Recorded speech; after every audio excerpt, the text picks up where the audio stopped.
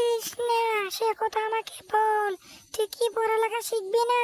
আমি হলাম জয় মা সরস্বতী, তোকে আমি অনেক বিদ্যা বুদ্ধি দেব, তুই পড়ালেখা তাড়াতাড়ি শিখতে পারবি।